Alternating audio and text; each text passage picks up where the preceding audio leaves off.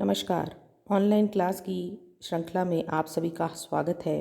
हम प्रत्यय प्रकरण का अध्ययन कर रहे हैं और आज हम जिस कृत्य प्रत्यय का अध्ययन करेंगे वह है कयप प्रत्यय।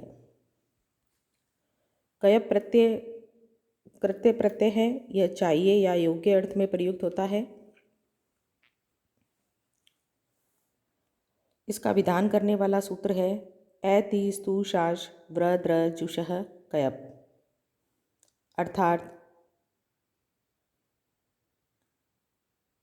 ऐति यानी कि इण धातु, स्तु धातु, शाश धातु, व्री धातु, द्री धातु और जुष धातु के साथ में कयप प्रत्यय होता है। यह प्रत्यय भाववाचक संज्ञा शब्द बनाने के लिए प्रयुक्त होता है। इस प्रत्यय से बने शब्द तीनों लिंगों में प्रयुक्त होते हैं। कयप प्रत्यय के क की लशक व तद्धिते सूत्र से और हलन्त्यम सूत्र से प वर्ण की इत संज्ञा होकर के तस्य लोपः से इन दोनों वर्णों का लोप होकर के यह शेष रहता है। कयप प्रत्यय में क की इत संज्ञा होती है, इसलिए यह कित प्रत्यय है और कित प्रत्ययों में धातु को गुण या वृद्धि आदेश नहीं किए जाते हैं। अपवाद के रूप में मृच धातु के साथ कयप और णयत दोनों प्रत्यय होते हैं। रस्व से पितिकृति तुक से रस्व स्वर के साथ कित पित प्रत्यय जोड़े जाने पर धातु और प्रत्यय के बीच तुक का आगमन होता है। तुक के त की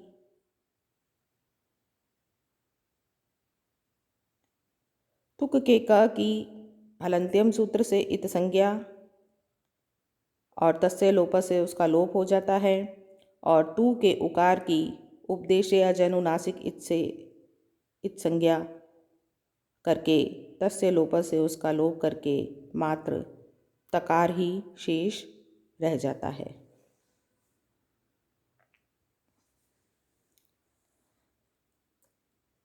कयप प्रत्यय ऐति स्तु शाश व्र द्र जुष और कयप इन धातुओं के साथ ही होता है। अब हम इसके उदाहरण देखेंगे। सबसे पहले ऐति यानी कि इण धातु है। इण धातु से कयप प्रत्यय करने पर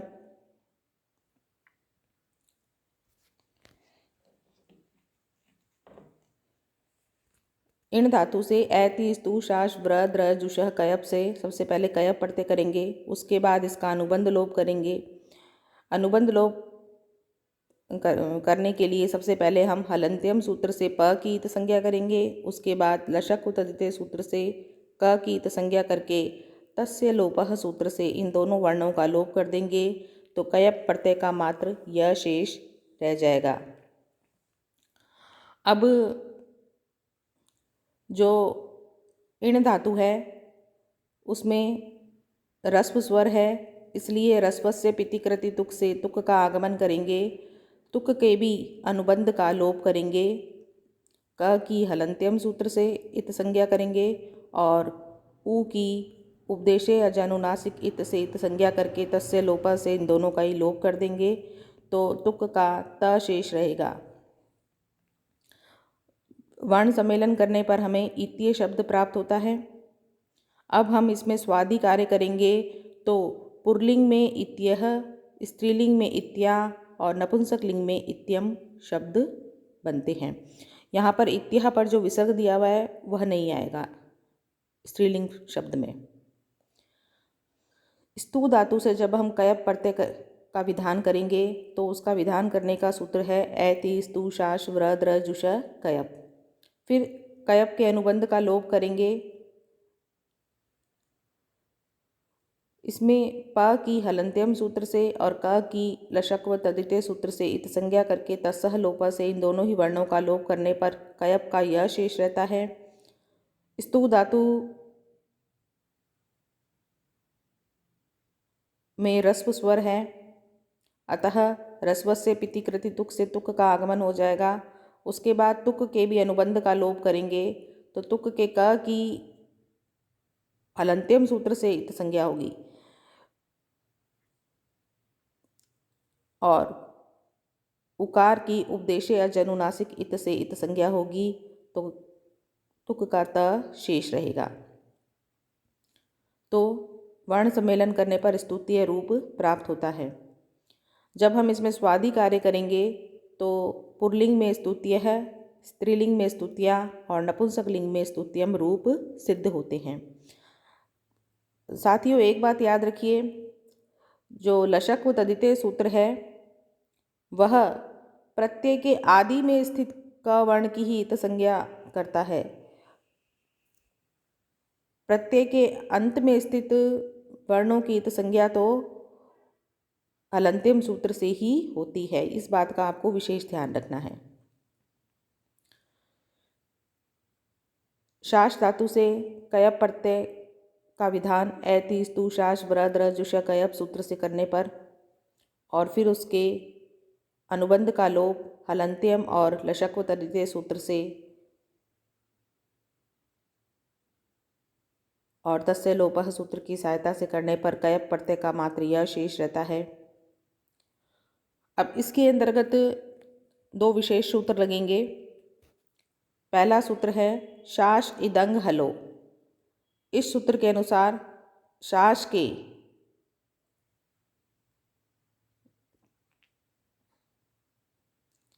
आ को ई आदेश होता है तो शाश के स्थान पर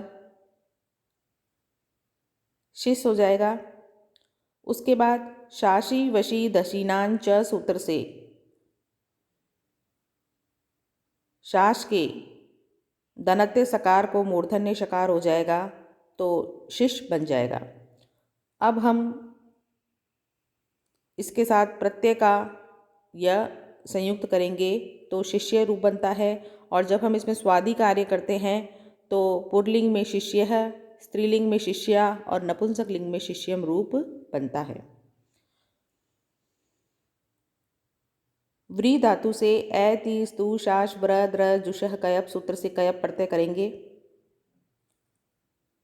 हलन्त्यम और लशक व तदिते सूत्र की सहायता से कयप के क और प की इत संज्ञा करके तस्य लोपः सूत्र से इनका लोप करने पर कयप प्रत्यय का यह शेष रहता है।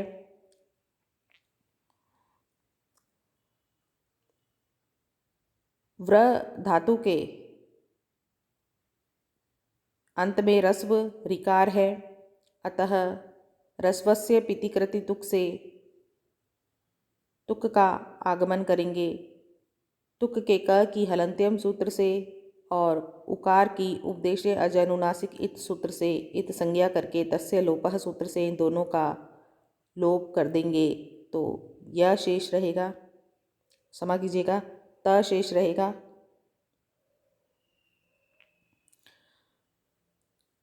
जब हम वर्ण सम्मेलन करेंगे तो वृत्तीय रूप बनेगा। स्वादि कार्य करने पर पुल्लिंग में वृत्त्यः, स्त्रीलिंग में वृत्त्या और नपुंसक लिंग में वृत्त्यम रूप बनेगा। द्रि धातु से कयप प्रत्यय करने पर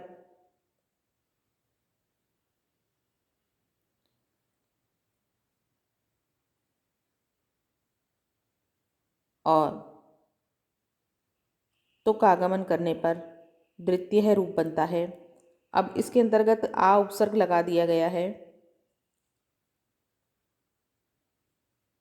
तो आद्रत्य रूप होता है। स्वादि कार्य करने पर पुल्लिंग में आद्रत्य, स्त्रीलिंग में आद्रत्या और नपुंसक लिंग में आद्रत्यम रूप सिद्ध होता है। जुष धातु से कयप प्रत्यय करने पर जुष्य है पुल्लिंग में, जुष्या स्त्रीलिंग में और जुष्यम नपुंसक लिंग में रूप सिद्ध होता है। इस प्रकार हमने देखा कि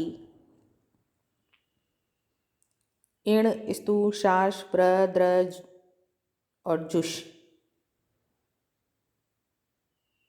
इन धातुओं से कृप प्रत्यय का विधान कैसे किया जाता है। अब इसके अपवाद हैं। हनोर व यद्वाच्यम सूत्र से हन धातु के साथ भी कयप प्रत्यय प्रयुक्त होता है और इसके नकार का लोप कर दिया जाता है। तो हन धातु से कयप प्रत्यय करने पर हत्य है शब्द पुल्लिंग में, हत्या स्त्रीलिंग में और हत्यम नपुंसकलिंग में बनता है। इसका एक और अपवाद है मृजेर विभाषा, अर्थात मृज धातु के साथ विकल्प से कयप प्रत्यय का विधान किया जाता है। तो मृज धातु से कयप प्रत्यय करने पर पुल्लिंग में मृज्य, स्त्रीलिंग में मृज्या और नपुंसकलिंग में मृज्यम रूप सिद्ध होता है। इस प्रकार साथियों, अभी तक हमने 5 कृत्य पढ़े हैं। तव्यत, अनियर, यत, णयत और कयप। कुल कृत्य प्रत्यय 7 होते हैं, जिसमें से हमने 5 पढ़े हैं। आपके पाठ्यक्रम में इतने ही कृत्य प्रत्यय हैं। अब हम कल से कृत प्रत्यय का अध्ययन करेंगे।